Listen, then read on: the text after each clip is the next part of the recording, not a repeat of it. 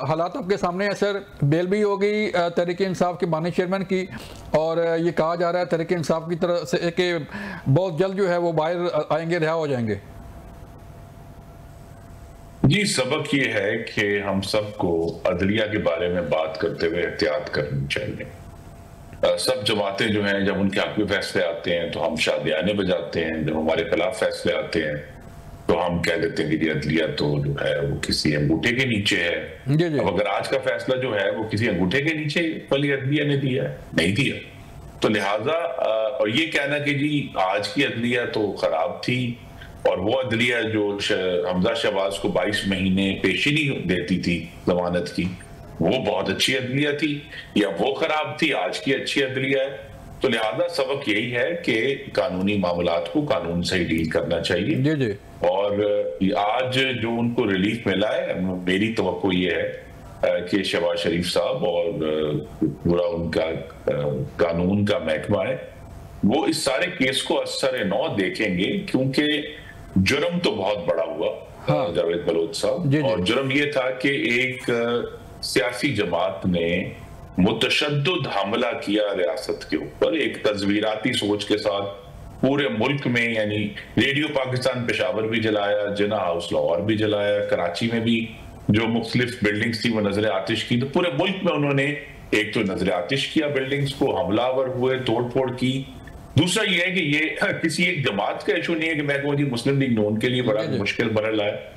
जब हमारे शहीदों की यादगारों की बेहुरमती हुई है तो हम सब के लिए ये एक बहुत बड़ी तशवीश की बात है।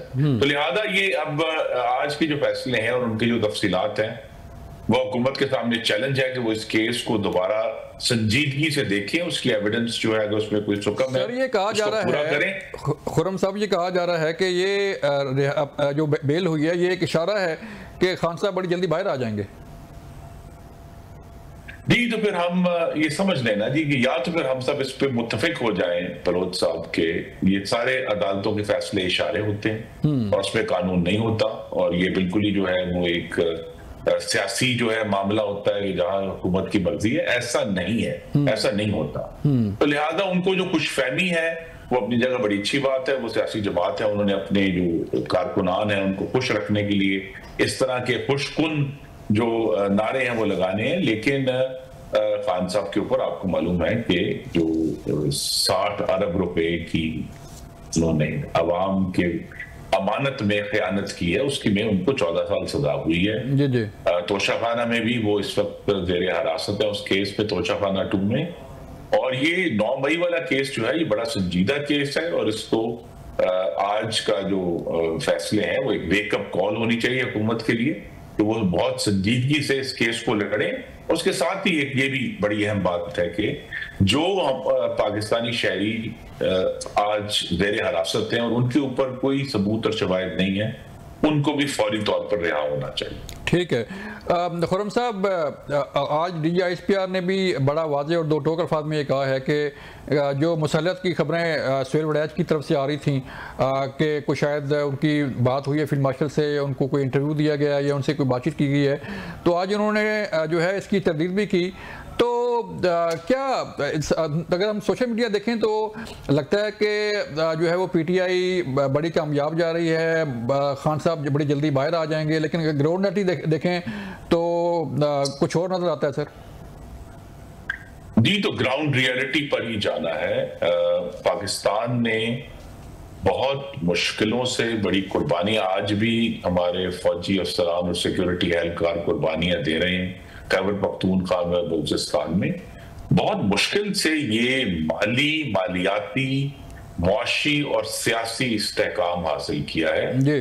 और ये 21वीं सदी के सोशल मीडिया में मुकम्मल तौर पर झूठी खबरें, आपको मालूम है मकूला पुराना है लेकिन अब ज्यादा सही हो गया है कि जितनी देर में सच जो है अपने तस्मे बांधता है, झूठ दुनिया के 2 चक्कर लगा।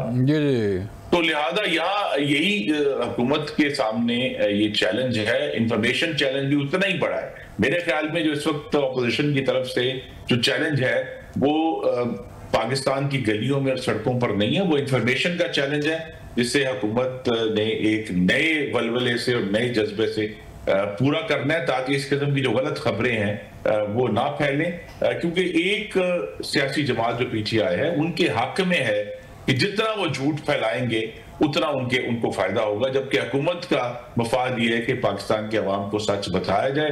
बात सच बड़े तल्ख हैं, बात जो है वो बेहतर है। तो हर चीज जो है, मतलब अगर पाकिस्तान की कल की खबर है कि मूडीज ने पाकिस्तान के बैंक्स की रेटिंग बेहतर की है दुनिया में, ठीक है जी। तो लिहाजा जो अच्छी खबरें हैं वो भी सामने आएंगी, जो तल्ख खबरें हैं कि मुख्तलिफ सूबाई हुकूमतों की कारकर्दगी इस वक्त पाकिस्तान के अवाम के सामने अय्या हुई है कि पंजाब हुकूमत कितनी एफिशिएंट है और सिंध हुकूमत कितनी एफिशिएंट है, और पीटीआई की जो खैबर पख्तूनख्वा में 12 साल की हुकूमत है वो कितनी एफिशिएंट है अपने शहरियों की जान और माल को बचाने में और उनकी मदद करने में। तो ये सारी चीजें खुलकर सामने आ रही है, तो इसको पूरी तरह एक्सपोज करना चाहिए। सर बड़ा अलमिया नहीं है कि एक बिफोर टाइम आपने अलर्ट किया सूबाई हुकूमतों को, चाहे वो सिंध है, कराची है, चाहे केपी है, चाहे जीबी है, और इसके बावजूद जो है वो इतनी तबाही हो गई, इतने लोग जो है वो उनकी वफात हो गई और इतने इमलाक तबाह हो गई। जी, ये हुकूमत का तो चैलेंज है, सूबाई हुकूमतों का चैलेंज। जैसा मैंने कहा, तीनों सूबाई हुकूमतें अय्या हो गई हैं कि उनकी कितनी कारकर्दगी है, किसकी बेहतर है, किसकी कम बेहतर है। लेकिन ये हम सबके लिए चैलेंज है कि ये जो क्लाइमेट चेंज है अब ये इतनी बड़ी हकीकत बन गई है कि मौसम जो है वो अब मुख्तसर दौरानिये के और शदीद तर होंगे जहां भी होंगे, और इसी तरह उनकी जो ड्यूरेशन है वो भी चेंज हो रही है। तो अब हम इसको सिर्फ ये नहीं कह सकते कि इस्लामाबाद या कराची लाहौर में बैठे कुछ पढ़े लिखे लोग जो हैं वो जो माहौलियात की बात करते हैं, पता नहीं क्या बात करते हैं। अब तो हमारी आंखों के सामने जाने जा रही हैं, इमलाक जा रही हैं, लोगों की हलाकतें हो रही हैं। तो इस पे इशू ये होता है कि चंद साल ऐसा फ्लड नहीं आता तो हम सब आराम करना शुरू कर देते हैं कि जी मामला ठीक हो गया, और फिर 4-5 साल बाद बसंत पिछला जो आई थिंक इस लेवल का जो फ्लड था वो 2014 में इससे पहले आया था, जो फिर उससे पहले 2010 में, और वो 2022 वाला तो एक फर्क किस्म का फ्लड था, जो बारिश यानी पहाड़ों से नहीं आया था, वो जमीन पर आया था सिंध में।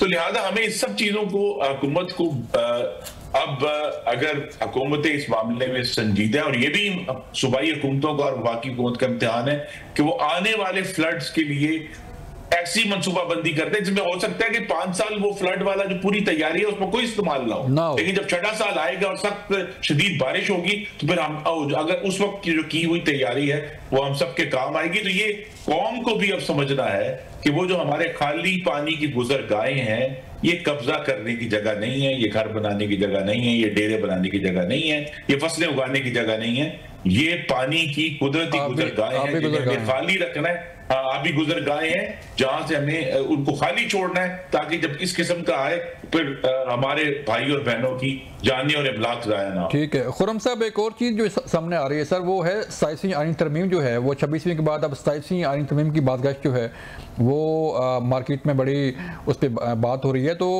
आपके इल्म में है कोई ऐसी चीज़ कोई आ रही है क्या गवर्नमेंट करना चाह रही है? You are also part of government sir.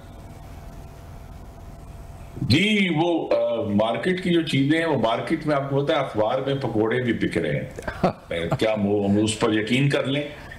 ऐसी कोई तजवीज इस वक्त जो है वो सामने नहीं है, और क्योंकि हुकूमत को अब अल्हम्दुलिल्लाह जो असल इशू ये है कि जो पार्लियामान है उसमें अब एक वाज़े बर्तरी हासिल, अक्सरियत हासिल है, तो लिहाजा कोई ऐसा इशू सामने नहीं है। मैं तो अगर मुझसे पूछा जाएगा तो कानून साजी होनी चाहिए, जैसे 9 मई वाला वाकया है तो दूसरी ममालिक में अंग्रेजी में कहते हैं आर्म्ड इंसरेक्शन, उसका कानून बनना चाहिए। लेकिन इस वक्त तो हमें कोई ऐसी चीज सामने नहीं है जिस पर हुकूमत संजीदगी से गौर कर रही है। और 18वीं तरमीम के बारे में क्या कहेंगे सर?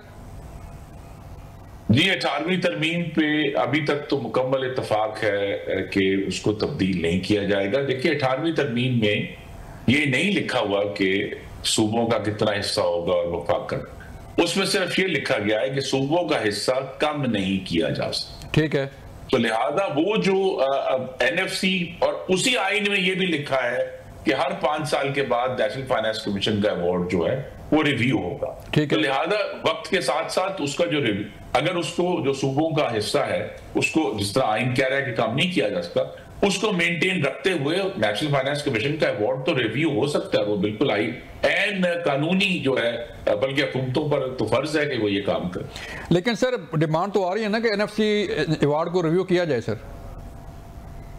देखिए, जो असल मेरी नजर में, मैं आपको अपनी जाती राय दे सकता हूं कि इसको रिव्यू करना है कि गिलगित बल्तिस्तान, आजाद जम्मू कश्मीर और जो साबिक कबायली इलाके हैं जो इस वक्त खैबर पख्तूनख्वा का हिस्सा, देखिए उनका सारा बोझ जो है वो तमाम सब्सिडीज, चाहे वो आटे की सब्सिडी है, बिजली की सब्सिडी है, वो सब वफाक पर है।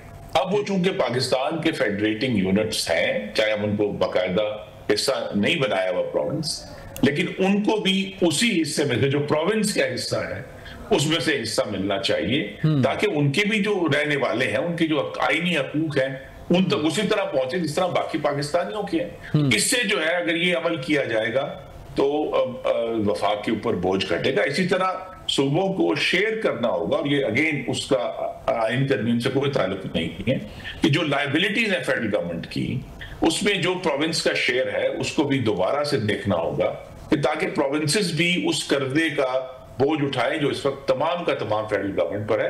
तो ये उस आइन को तब्दील किए बगैर एक बेहतर जो जिम्मेदारियों का तयन है वो एनएफसी अवार्ड के जरिए किया जा सकता है। बिल्कुल, एनएफसी को रिव्यू किया जा सकता है।